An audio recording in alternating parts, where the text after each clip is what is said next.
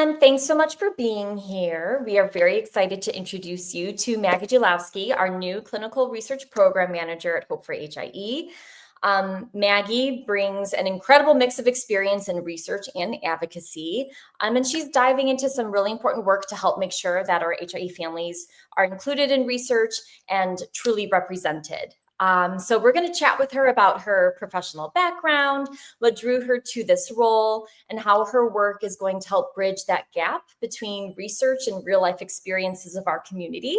So I won't speak a lot for her. I'll let her do that. So we'll just get started. Hi, Maggie. Thanks for being here. Hi, thank you. Thanks for the introduction. I'm so excited to be here. Yes. So fun fact, Maggie is in Vietnam right now for 5 more days. And I'll let you get into it about like where you are and why and where you're going. So I don't speak for you. How about you give us a brief overview of your professional journey, where you are, and how you came to be a team member at Hope. Yeah, sounds great. So again, I'm Maggie. My position now will be the clinical research program manager for Hope. And my background is healthcare researcher and patient advocate. So my work is really centered around improving patient-centered outcomes, and especially in areas with limited support or in areas where research is kind of new. So that's really kind of what drove me to Hope for HIE. I have worked in academic settings and nonprofit research settings across adult populations and pediatric populations. But this is really one of the first to specialize in neonatal research, so I'm really excited there. But overall, it felt like a really natural fit. And a lot of what stood out for me was the organization, how mission driven it is, not just in the words of the mission, but actually how it shows up. And something I really loved is that Hope offers these like amazing wraparound services and supports. And so many different programs like the peer support program and the ambassador network. And overall, I just felt like it was going to be a great opportunity to work with like a passionate, connected community. And yeah, I knew I wanted to be a part of it. So I'm excited to be here. Yeah, we're so lucky to have you. And so for those of you who don't know what the clinical research program manager does, I mean, it's a long title, I guess. Maggie's gonna help outline the scope of that. So she's gonna go over some of her primary responsibilities, how those will help impact some of our families. So that can be things like the halo of support, coordinating family input for some of our active clinical trials. And then I know you're also going to talk about that HIE registry work too. So go for it. Yeah, exactly. So as at a high level, this position is supporting and shaping clinical research. Yeah. Essentially, we're going to be looking at who's doing research in this space and how we partner with them. So that might be industry, that might be academic partners, but most important, it's making sure that families come to that table as well, and that families are there to advise, provide input on study design, outcomes that matter. I know this is a really crucial component of doing research in this space because researchers need to understand what that experience is like for families who are experiencing the journey of HIE and at all different points. And so it's not just consenting and at the beginning and enrolling at diagnosis, but also what is happening as children age and what outcomes are most important and what kind of supports do they need across this journey so that we can incorporate those into clinical trials and other research that's being conducted across the community. I know you also mentioned the Halo for Support program, which I think is a really unique program, but it's ensuring that families who are involved in research also have guidance and emotional support and practical resources that help them navigate the complexities of HIE. So it's not just specific to clinical trials, but if families are experiencing stress or uncertainty, they can utilize this program that they're connected to through Hope to receive that support and receive it's kind of like your own little advocate there for your family that can help in times of need, which I think is a really amazing program and really unique to ensure that people participating in research can access that. Yeah.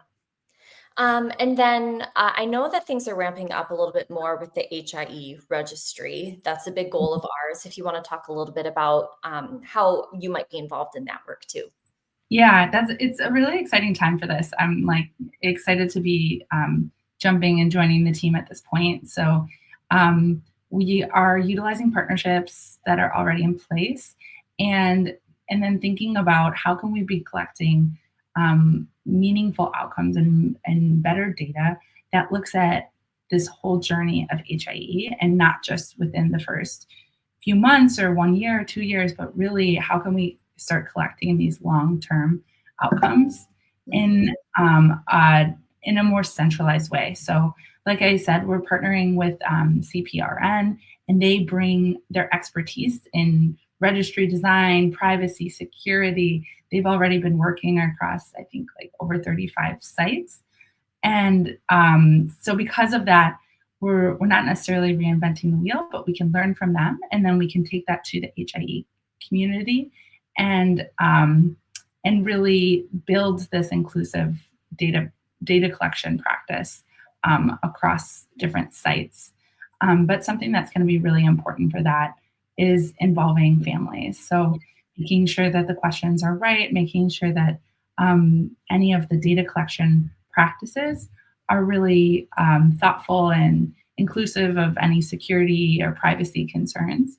And I would hope to encourage anyone who's interested in research to be a part of this project at this exciting time with us. Oh, yeah. And I know that when things come to that point where we're going to start getting community members involved, we're going to be really clear about that too. And we're going to post and we're going to encourage all of that. So more information will come as we have it. But we always end our Q&As. This is a quick little meet and greet, but our Q&As with any type of favorite or recommended resources. So in terms of like the relevancy to your role, any suggested tools or resources for our community members to use when they're learning maybe more about current or upcoming clinical trials, or anything else you can think of to help guide them would be wonderful. Yeah, something that has been crucial for me getting up and running and established in the role has been the website. The team has built such a beautiful website. So I encourage others to always check that out.